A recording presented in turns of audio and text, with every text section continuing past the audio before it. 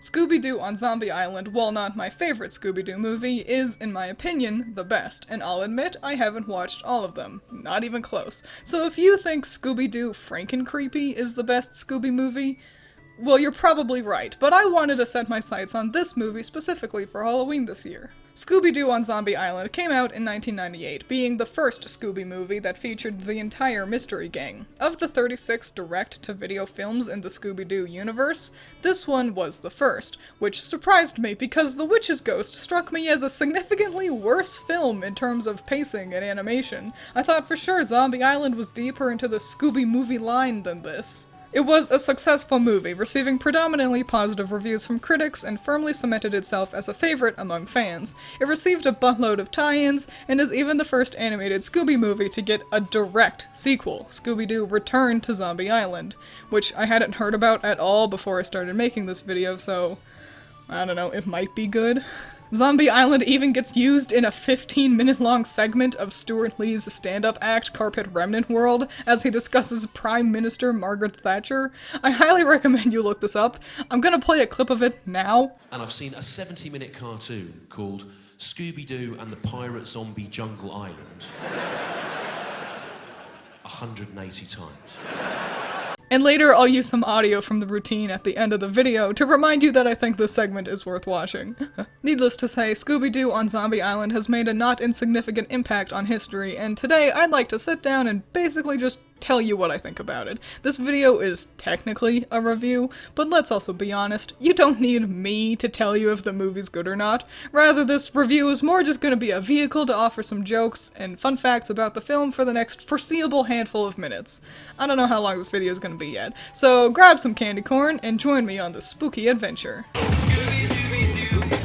The movie starts off on a dark and stormy night at what appears to be a medieval castle. The Scooby-Doo movies tend to start with a totally unrelated mystery already underway, as a way to quickly establish the gang. I like that, because it makes the movies feel connected to the normal cartoons. I think this chase sequence with the moat monster is a real fun way to start off the movie. The chases are a staple to Scooby-Doo, but it also subverts it a bit with stuff like the moat monster just watching as Shaggy and Scoob run through the hallway of doors. It's a silly little scene that establishes the vibe of Scooby-Doo perfectly, and having the opening theme song play during it is the proverbial cherry on top. Also, it's performed by Third Eye Blind. What? Dude, Freddy's strong as fuck. Also, this is like one of the few instances of the gang taking damage we ever see. Admittedly, Fred's shirt only gets a little torn, but it's not often that we see any of the teens take a hit from the baddies. It's a nice way to set up how real the stakes end up being later. The gang catch the bad guy as we transition to the present, where Daphne is on TV recounting the adventure. Looks like the gang has split up since the ghosts were never real. Daphne and Fred now run a show called Coast to Coast with Daphne Blake, where Daphne is a reporter for spooky stuff, I guess. They never really go into it. And all I really want is for Coast to Coast with Daphne Blake to collab with Space Ghost Coast to Coast. A new series of segments called Haunted America. I was dead long before you were born, and I'll be dead long before you're dead. Elsewhere, Shaggy and Scooby are at their job as airport security. Shag and Scoob don't strike me as the kind of guys who would be brave enough to act as security, but it looks like they're just in charge of sniffing out contraband from people's luggage. The only contraband we see is imported foods, but let's also be honest, they probably sniff out weed too. Like, is this the jackpot of jobs or what? Shaggy, no! You're not allowed to eat this stuff! We round off the gang with Velma, who's bored with her new job of running a bookshop, which is weird, cause like, she's a business owner now. The store is named after her. She seems successful. How do you get this far into running your own store, being this bored of it? You ate all the contraband! You're fired! Boys, I told you! Freddy gets the whole gang together to join in Daphne's new segment for hunting real ghosts, and it's also her birthday! How old are they? Cause I gotta admit, even though I'm pretty sure they're referred to as teenagers, they look like they're in their 30s. How old are you? 17. How long have you been 17? I really like the art style and animation for Scooby-Doo, but sometimes their eyes just don't. You know, I've always wanted to try Scooby Snacks. I know they've made, like, some crackers called Scooby Snacks, but they just don't feel right, you know? Yo, the backgrounds always look amazing in this movie. I can't point out each one, but hot damn, they just look so dang pretty. We start up our first montage as the gang run around Louisiana trying to find real ghosts. This is a great way to establish how long the group have been on this quest with no success, quickly getting glimpses of each fake monster instead of just like exposition dumping it onto the viewer. It's fast and fun to see the little snippets of each mystery, and the song "The Ghost Is Here" rules. Another spooky fright, and we just might be in danger. All the music in this movie rules, honestly. I need a real live ghost. That's an oxymoron, Daphne. We then get introduced to Lena as she overhears Daphne's worries over finding a real ghost. Sorry, I couldn't help it over here. Is this? This feels like Lena might be a Romani stereotype. Either way, Tara Strong's accent for Lena is not great. In fact, none of the accents in the movie are particularly good. I see you brought you some company, eh? I couldn't let you leave without offering some of our famous southern hospitality. Putting all that aside, Lena invites the group to Moonscar Island, where she works as a chef for Simone Lenoir, whose house is really haunted. And that Lena is kind of cute. Fred! What's even the deal with Daphne and Freddy? They stayed together when the group split up to work on Coast to Coast together. They have interactions like this, where it's implied they're dating, but then other times they'll openly fawn over other characters, and they always get jealous of that. Just figure yourselves out already. Nothing will make you hungrier than Scooby-Doo food. The gang follows Lena to the dock, and look at all these pretty backgrounds! They look so good! They make it to the boat, run by Jacques. Lena is shocked to see that a dog is part of the group, and is worried because Simone has a lot of cats. The gang promise Scooby will behave though, and they all head aboard. This is honestly one of the rare times where Scooby being a dog actually makes an impact on the story. Usually it's just like, he's a dog, and he's also here. But it actually is pivotal to the plot this time, which is pretty cool. On the way to the island, the gang encounters Big Mona, a catfish that has a weird amount of build-up here for being a complete non-element in the story. But she does get Shaggy and Scoob to fall into the water, where they then get chased around by alligators, which in and of itself is also a bit of a time waster, honestly. But it does introduce us to Snakebite Scruggs. Should've let the gators eat you. Hey, it's Mark Hamill! Scooby-Doo does a good job introducing a bunch of different characters to act as the potential baddie behind the mask. The red herrings can be pretty hit or miss, but here's the real pro tip. It's never the mean, angry older guy. It just never is. If someone is introduced as a jerk or openly suspicious, they didn't do it. They all finally make it to the island, drive through some more pretty backgrounds, and make it to Simone's haunted house, covered in cats. I want to live like this. Scooby chases the cats around for a bit, which also gets us introduced to the gardener, Bo. Hey, you mutt! I just planted those! Oh hey, it's Cam Clark! After apologizing for Scooby's behavior, Simone invites the kids into her house for a tour. Shag and Scoob head into the kitchen, and it's kinda at this point where I'm like, can the plot start already? And don't get me wrong, it is about to, but 30 minutes into the movie, and the most that's happened is a useless gator chase, and the boys eat some hot peppers. The movie just barely gets itself to the 1 hour mark, and it's because they do stuff like this. They're just padding out the runtime with time wasters like Scooby getting a frog stuck on his head, or establishing a worthless catfish for no reason. And it's kinda a bummer, cause once the ghosts actually show up, the movie's really fun and pretty dang gripping too. It's just a bit of a shame we end up meandering around for the first third of its runtime. But, like I said, the plot does start to actually make an appearance with ghostly writing appearing on the wall of the kitchen. This would make me shit myself. Daphne films the spooky words for a moment, and this is when I start to wonder why she and Freddy are the only ones who got new outfits for this movie. It's probably because their classic looks were significantly more obviously made in the 70s than Shaggy and Velma, but I don't know, I like outfits. Also, I hate Daphne's lipstick. It just doesn't match, and is pretty light for her skin tone. I think she'd look much better with a darker red-orange lipstick. But whatever, this was the 90s. Daphne brushing her hair is the most detailed animation Scooby-Doo's ever had. Velma gets levitated around a bit before the group decide to look over the footage. There! Could you enhance this shot? That's That's not how this works. You can't just do that. You're filming onto a VHS. Looks like the ghost of Morgan Moonscar can be seen writing out the spooky words on the walls, which is the moment I would suggest we all just leave. Real talk though, I really like how much making Daphne a reporter and Fred her cameraman adds to the Scooby formula. Usually Daphne's just the damsel in distress, and Fred's the leader in that he's the one to say split up and look for clues, and that's it. Incorporating these elements gives them a lot more to do and fleshes them out, too. Scooby and Shaggy pack up a picnic basket as Velma— Velma, no! Velma ends up discovering that the house is partially made out of pieces of Moonscar's old boat. I am not surprised. Parts of this house are quite old. Simone, you are taking this extreme damage weirdly well. She also explains that Moonscar had left buried treasure on the island. Though it was never found. Don't be suspicious. Don't be suspicious. It's some guy disguised as a pirate ghost trying to scare everyone off the island. He's actually not wrong.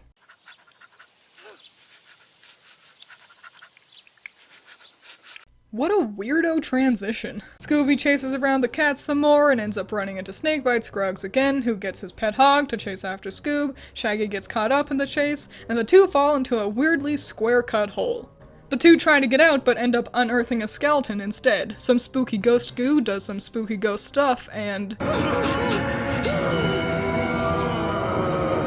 this is when I would just run the fuck away. Screw the rest of the gang, get off the island. I really like how the Scooby movies will pit the gang against actual ghosts and monsters and not just dudes in suits. It really raises the stakes and makes it feel like a story worth being a whole movie for, and these zombies are some of the scariest the group sees. Their eerie movement and half-rotten flesh is genuinely creepy, especially for Scooby's younger intended audience. It's really nice. Shaggy and Scoob escape and bump into Bo in his most attractive outfit, but before we can have any real time to admire Bo, the others show up and the group heads back to the Minecraft hole. What were you doing out here? Oh, there's too much. My job. I love how grouchy he is, like why are you so mad all the time? Look at how pretty this is! Since the ferry doesn't run at night, Simone offers to let the gang sleep in her giant mansion. Scooby wastes some time fucking around with an owl, Shaggy trims like a single one of his facial hair, and another ghost shows up! They then waste some more time cleaning Velma's glasses before discovering the second ghost was a Confederate colonel in the Civil War. But looks like that's enough excitement for now, as the group then calmly go eat dinner. This pacing really blows, I gotta say. Not only does it take 30 minutes for anything to actually happen, but then it keeps doing this thing where the movie insists on stopping to do nothing. Oh my gosh, a zombie! Gotta do that owl gag now. Oh man, a ghost! Gotta clean Velma's glasses. A clue! Gotta go eat dinner now. It's just so herky-jerky.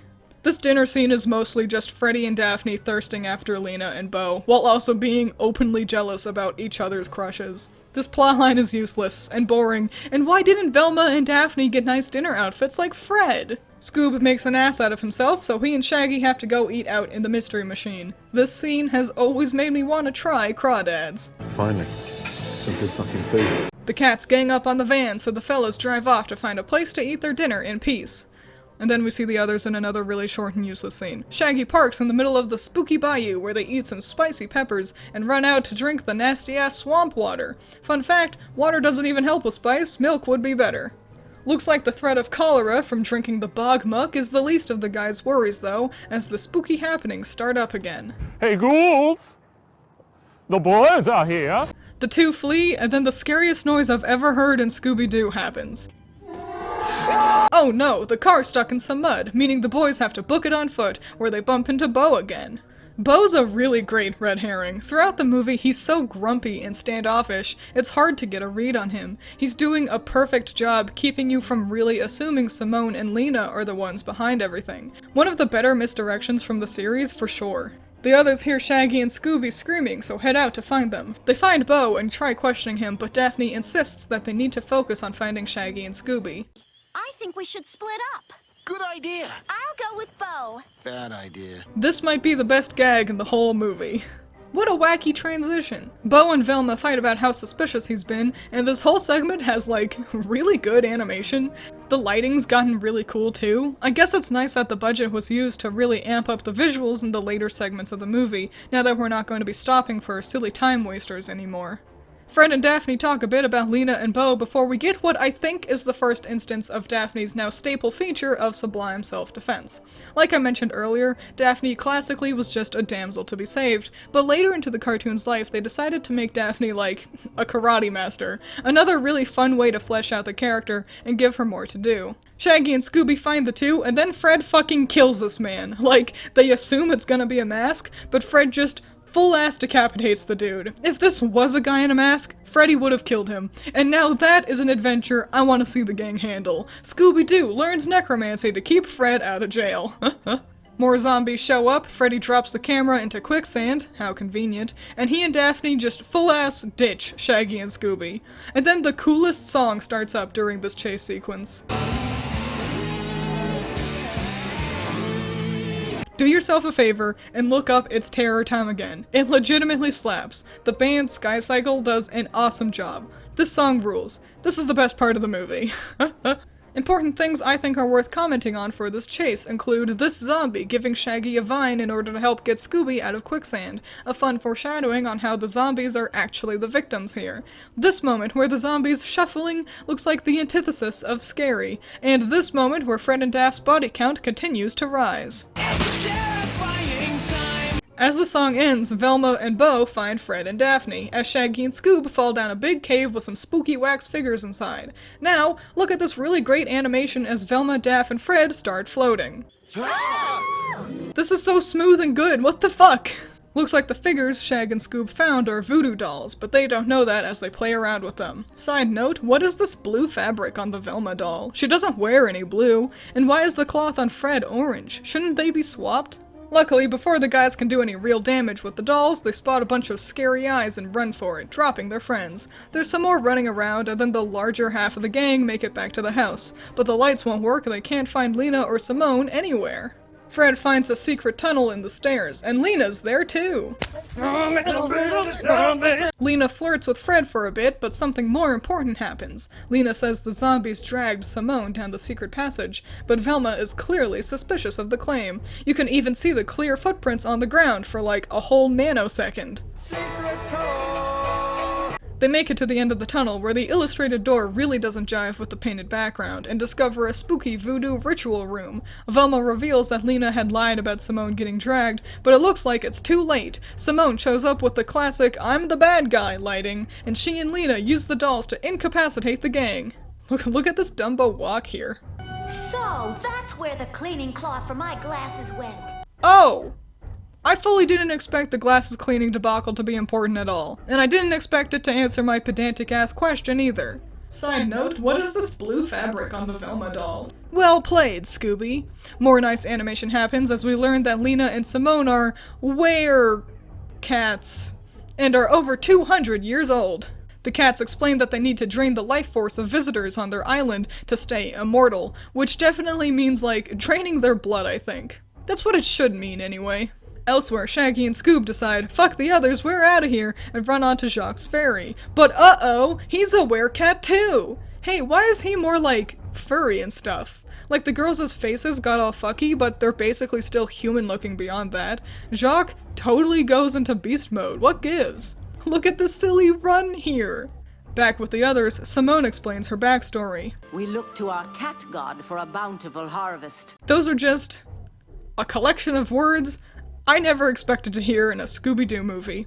The pirates forced most of the settlers into the bayou, where they got gruesomely devoured by gators. Another thing I didn't expect in my kids' cartoon movie. But it seems the cat god is real, and the girls were able to kill the pirates with their newfound werecat curse. And it's because of that curse that the ladies began killing people to drain their life force. This is all pretty metal, I gotta say. It's still kid-friendly enough, but this is actually a real cool plot for the mystery gang to find themselves in. I'm glad that it's not just zombies are real for some reason, but that there's more going on between the pirates and the cats.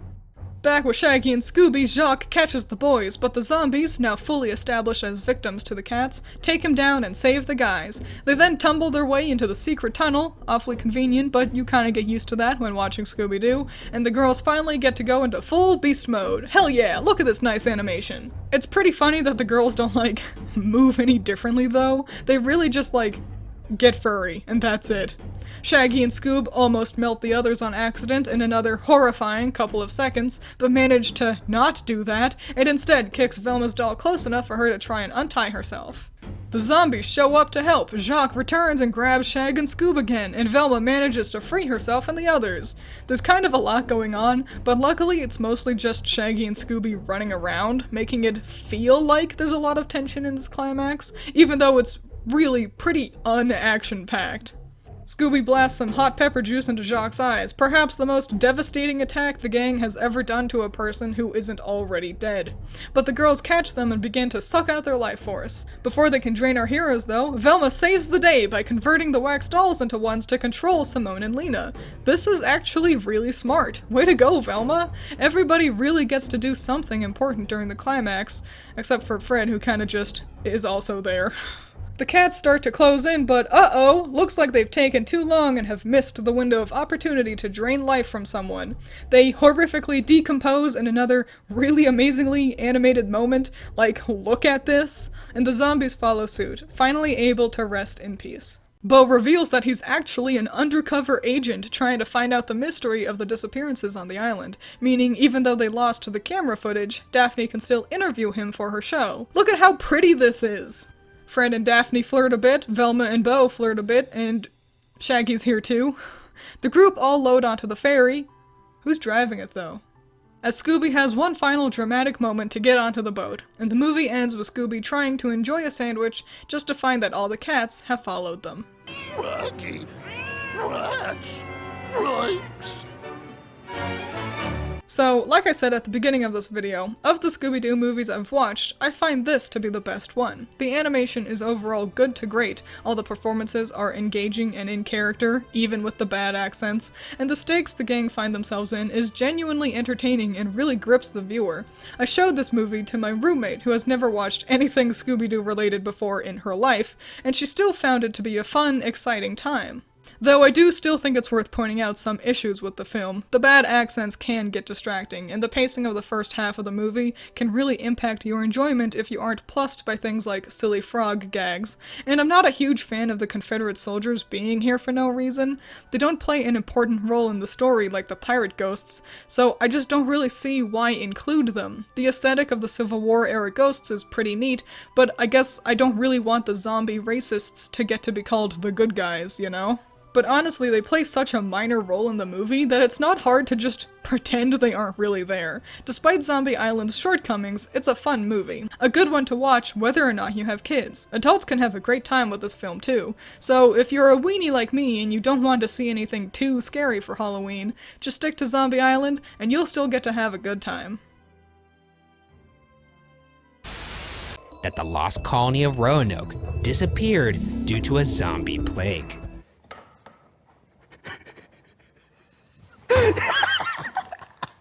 What do you... Let me hear me out. I got some stuff here. Read it. Seen that on Scooby-Doo when they go, is that your dog? And he goes, dog, like that. Yeah, because he thinks he's a human, Scooby-Doo. He's very indignant about being called a dog. Although weirdly, he is always sexually aroused by female dogs. I just saw some people dancing and singing like they were in a musical. Right? Well, did you get a video of it? No. You're fucking useless, Paul. I'm gonna take everything said by a ghost hunter with a grain of salt. Mm-hmm. Well, technically now you're a ghost hunter, so think about that. Oh shit. So I don't even know if I could trust you. I'm a ghost hunter, but well... Oh my god, did your brain just explode? Am I a ghost hunter? Shit. I don't want to be a ghost hunter. This is all bullshit. Oh no.